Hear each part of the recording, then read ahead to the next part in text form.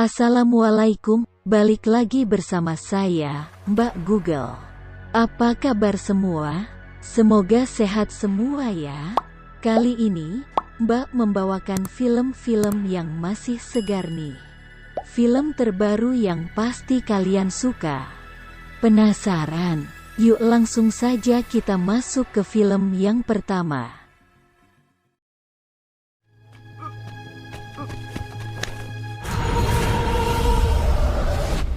Film pertama ini dibuka dengan film ala-ala detektif.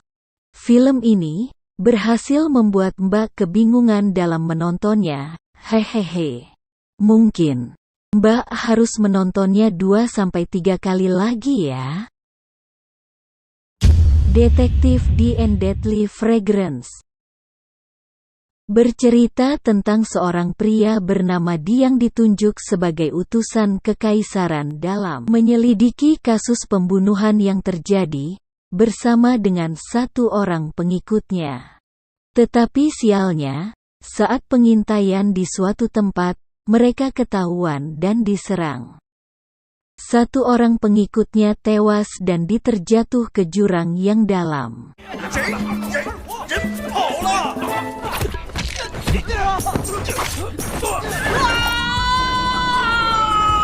Beruntung, penduduk sekitar menemukannya sedang tergantung di pohon dalam keadaan pingsan. Yo So-won, seorang pria dengan penciuman yang tajam, yang ikut bersama dengan penduduk sekitar menyelamatkan Di. Suatu ketika, Won mengenakan pakaian milik Di dan menyamar, berniat hanya untuk berjalan-jalan di kota. Akan tetapi,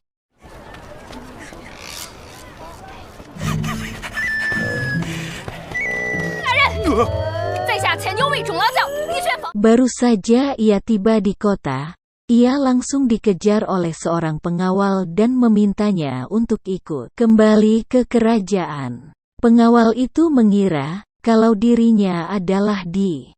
Tentu Won merasa terkejut dan kebingungan. Namun ia tidak jujur dan mengatakan kalau dirinya bukanlah Di.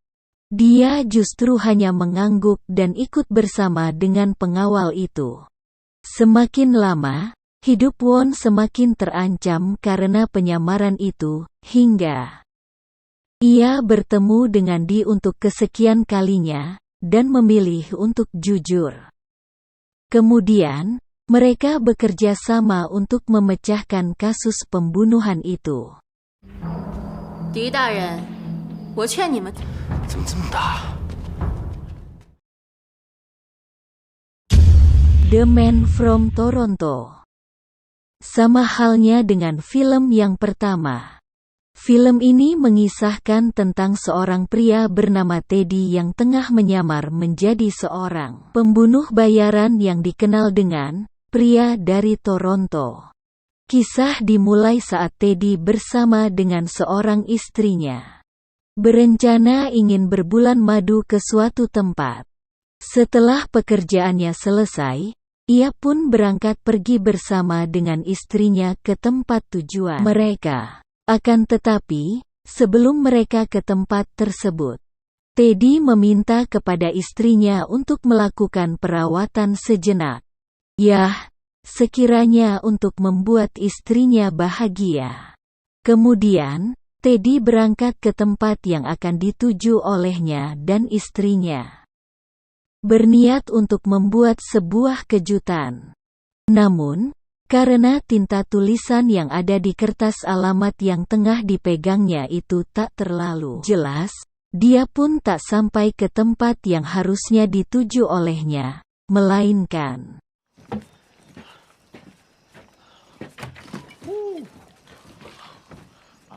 Teddy disambut oleh seorang pria yang tak dikenalinya dan dia dibawa ke ruang bawah tanah. Betapa terkejutnya dirinya saat melihat seorang pria yang tengah diikat dengan wajahnya yang sudah terluka. Teddy diminta untuk menginterogasi si pria yang tengah diikat itu. Karena pria yang menyambutnya tadi dan seorang temannya yang lain menganggap kalau Teddy itu adalah seorang pria yang dikenal sebagai pria dari Toronto. Dengan berat hati ditambah dengan rasa takut yang sudah teramat sangat, ia pun berpura-pura menginterogasi si pria itu dan beruntungnya 44508. I'm sorry, please don't hurt. film berdurasi hampir 2 jam lamanya ini menyuguhkan film yang sangat menarik untuk ditonton. Selain action, sang sutradara menyelipkan unsur komedi di beberapa scene, yang membuat film ini menjadi lebih menarik dan yang pastinya seru. Tak hanya itu, film ini mendapatkan peringkat pertama di Netflix. Tapi sayangnya film ini mendapatkan rating yang tak terlalu tinggi, di angka 5,7 di IMDb.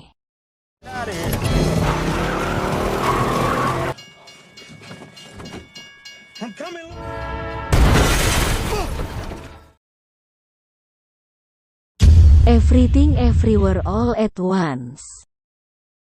Menurut berita yang beredar, awalnya pemeran utama untuk film ini diberikan untuk seorang aktor legendaris yang tak lain adalah Jackie Chan. Akan tetapi, Jackie Chan menolaknya dan Michelle Yeoh yang memainkan peran sebagai Evelyn Wang lah yang menggantikannya. Tak disangka, ternyata Michelle berasal dari negara Malaysia, namun sering berperan di film-film Hong Kong.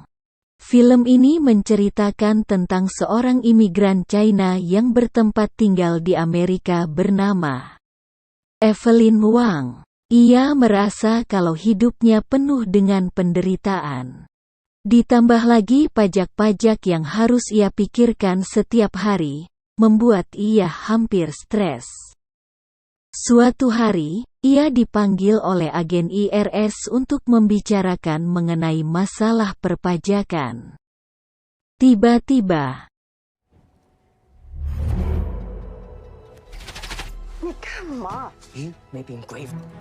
When we leave this elevator, you can either turn left. sang suami bernama Waimon, tiba-tiba saja berubah menjadi Waimon lain, yang dikontrol oleh Waimon lain pula dari semesta yang lain pula.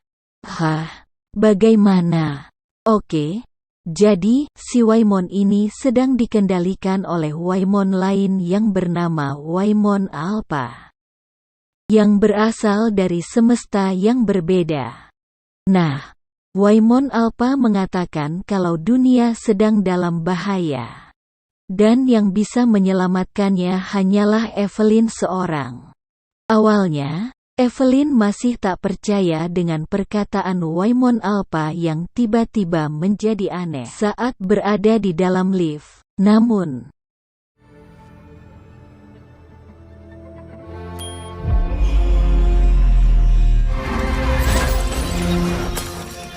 film berdurasi sekitar 2 jam lamanya ini menyuguhkan adegan action luar biasa, dengan selingan perpindahan dimensi seperti film Jumper. Berkat adegan-adegan yang luar biasanya itu, film ini mendapatkan rating yang cukup tinggi di angka 8,3 di IMDb. Oh iya, kalian sudah melihat wajah Waimon? Apakah ini hanya perasaan Mbak saja, atau wajah si Waimon ini mirip dengan Jackie Chan?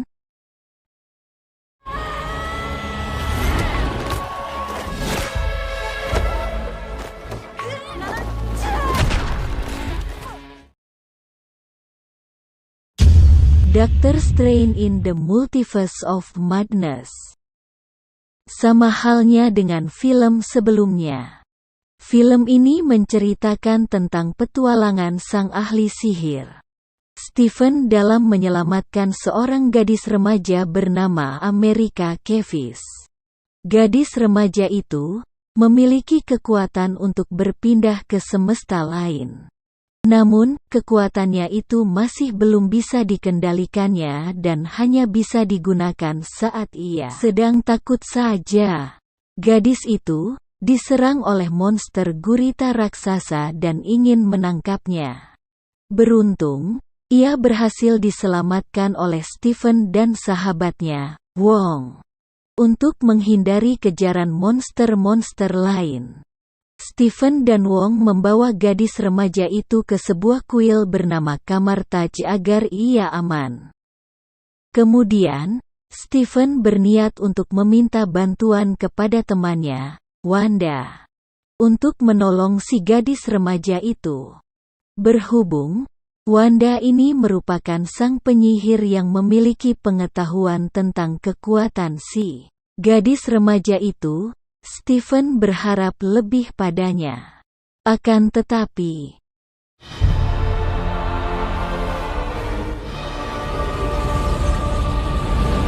Return to Kamar-Taj and prepare to hand over. Bukannya membantu, Wanda justru menginginkan anak itu. Salahnya, Stephen sudah terlanjur memberitahukan tempat keberadaan si gadis remaja itu kepada Wanda. Alhasil,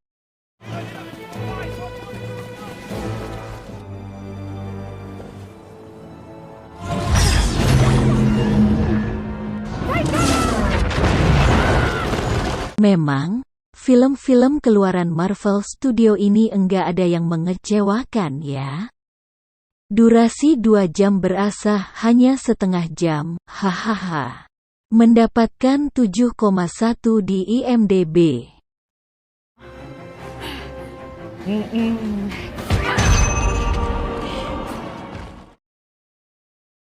Baru-baru ini, sang sutradara, Jeremiah Zagar merilis film yang langsung on trending peringkat ketiga di Netflix. Hustle. Film keluaran tanggal 8 Juni tahun 2022 ini bercerita tentang seorang pria paruh baya bernama Stanley Sugarman. Ia merupakan seorang asisten pelatih.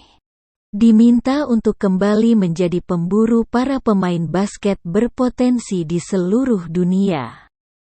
Untuk diajak bergabung ke tim mereka, bernama The Philadelphia 76ers. Ia bisa kembali menjabat sebagai asisten pelatih dengan catatan ia harus mendapatkan 1 orang pemain basket berpotensi.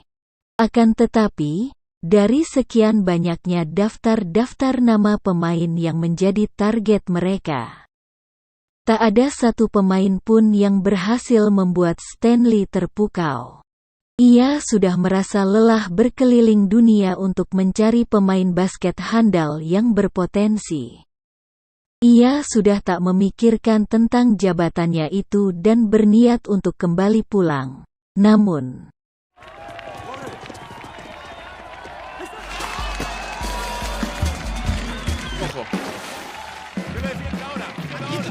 saat Stanley hendak beristirahat sembari bermain basket, tiba-tiba ia melihat sebuah pertandingan tidak resmi dan beruntungnya ia bertemu dengan pemuda dengan tubuh yang tinggi, bernama Bo Cruz. Saat itu, ia merasa sangat senang melihatnya. Akan tetapi, setelah pertandingan selesai,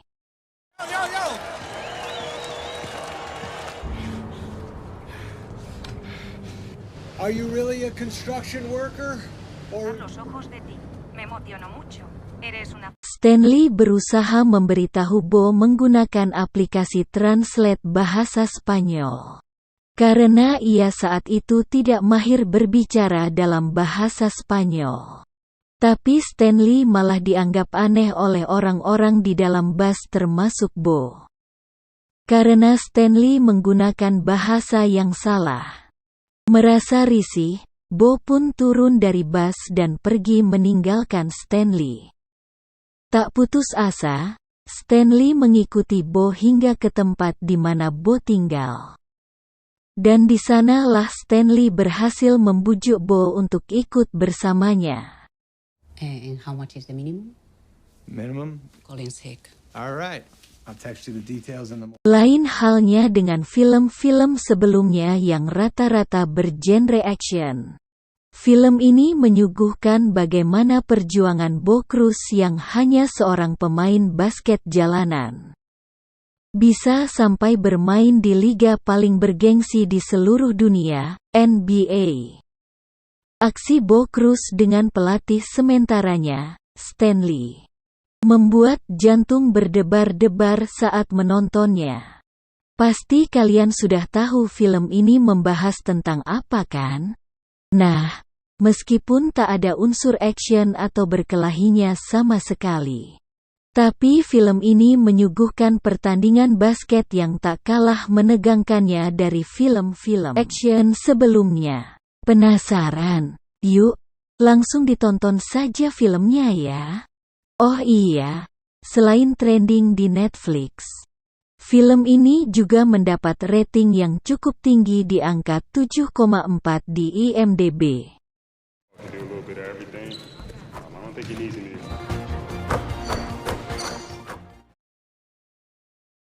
Oke, mungkin itu saja rekomendasi film action terbaru di tahun ini. Buruan tonton ya, masih hangat, baru keluar dari oven, hehehe. Oh iya, semakin lama channel Mbak semakin banyak subscribernya ya. Wah, Mbak berterima kasih sekali kepada kalian semua yang sudah menekan tombol subscribe yang ada di bawah, dan yang sudah like juga tentunya. Untuk yang menonton saja, Mbak juga berterima kasih loh. Tapi alangkah baiknya ditekan dulu dong tombol subscribe-nya, hehehe. Baiklah, Mbak selaku pembawa acara pamit dan sampai jumpa.